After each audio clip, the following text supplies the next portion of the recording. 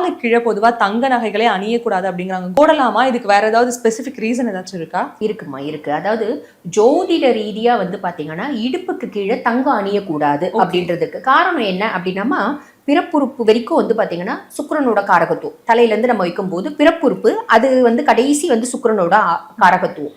இடுப்புல இருந்து கீழே நம்ம கால் விரல் வரைக்கும் பாத்தீங்கன்னா சனியினோட காரகத்துவம், சனியினோட ஆட்சி செய்யக்கூடிய இடம். இடுப்புல இருந்து கால் விரல் வரைக்கும் வந்து பாத்தீங்கன்னா சனி ஆட்சி செய்யக்கூடிய இடம் அப்படிம்பாங்க.